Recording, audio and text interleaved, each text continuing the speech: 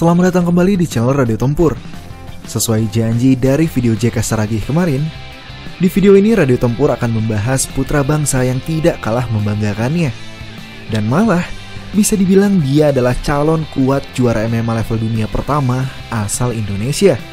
Dia adalah Eko Roni Saputra. Sebelumnya Radio Tempur sudah pernah membahas lengkap mengenai perjalanan karir putra kelahiran Samarinda, Kalimantan Timur ini. Perjalanan hidupnya yang pernah mengalami kebangkrutan, lingkungan yang tidak baik, hingga olahraga gulat yang menjadi penyelamat hidupnya. Buat brother sekalian yang belum nonton, lanjut ditonton ya setelah ini. Di video ini, yang akan kita bahas adalah kemenangan spektakuler Eko Roni dalam event One Championship 162 kemarin. Eko Roni yang berada dalam 6 kemenangan beruntun itu dipertemukan dengan jawara Muay Thai asli Thailand, Y2K Yot Kai Keo Firetex.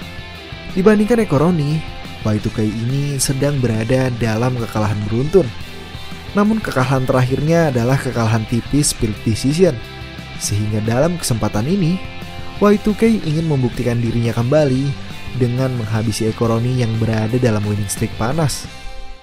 Bagi yang belum tahu, basic bela diri Eko Roni adalah gulat.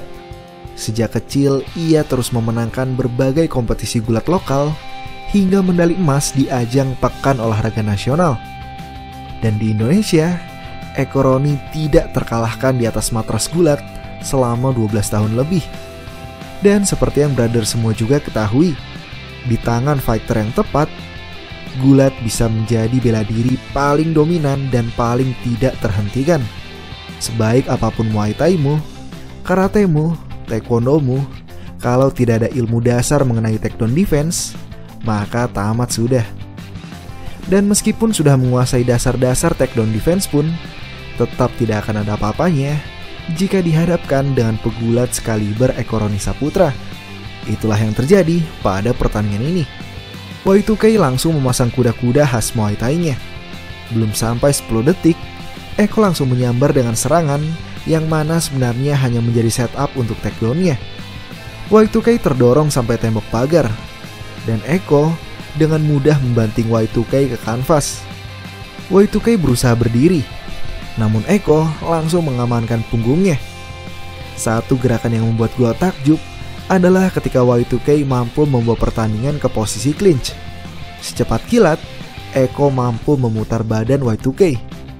Meski selalu dijatuhkan, Y2K melakukan tugas yang hebat dengan terus mengamankan dirinya dari gempuran ground and pound Eko. Namun di menit ketiga, Y2K yang sembarangan meluruskan kakinya itu membuat Eko menemukan celah untuk submisi. Eko memasukkan lututnya ke antara kaki Y2K, menguncinya dengan kaki kiri, dan memutar kaki Y2K dengan kuncian heel hook.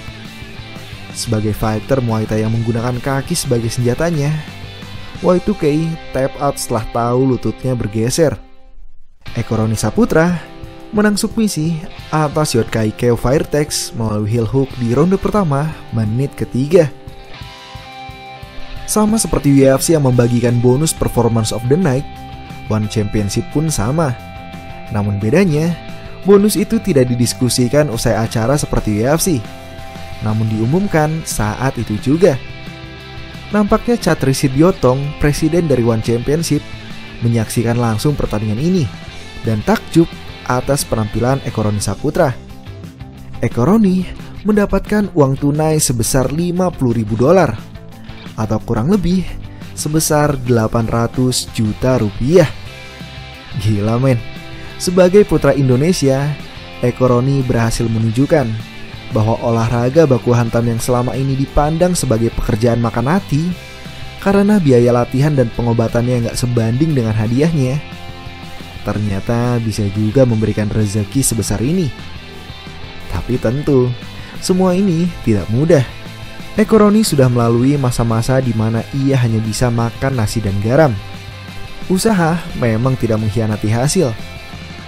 Namun kerja keras saja tidak cukup. Planning yang matang sebagai atlet juga diperlukan. Itulah yang terjadi pada JK Saragih kemarin. Di Indonesia ini, JK sudah bekerja keras. Dibuktikan dengan sabuk juara One Pride Lightweight yang dulu pernah ia dapatkan. Namun jika ingin berkembang menjadi level dunia, kita juga harus berlatih dengan pelatih dan rekan latihan yang level dunia. Itulah mengapa ia merantau ke Amerika dan berlatih di Gym Studio 540. Dan hasilnya terbukti. Demikian juga Eko Roni. Sejak awal karirnya, Eko sudah bergabung dengan gym internasional yang melahirkan juara-juara dunia, yaitu Evolve MMA yang berlokasi di Singapura.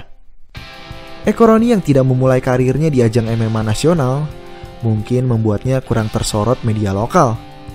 Tapi kalau menurut gua, dimanapun Eko memulai karirnya, dia tetaplah putra bangsa yang mengibarkan merah putih di hadapan dunia. Jadi sudah sepatutnya kita bangga dan terus memberikan support dan dukungan atas karir Eko ke depannya. Hadiah Performance of the Night ini juga menandakan bahwa Eko Roni sudah mulai mencuri perhatian promotor. Kita semua tahu betapa gila dan liarnya olahraga MMA ini. Segala hal bisa terjadi. Untuk itu, mereka-mereka yang mampu memiliki winning streak panjang di olahraga ini patut mendapatkan penghormatan setinggi-tingginya. Termasuk juga winning streak Eko Roni ini. Dan gak cuma winning streak.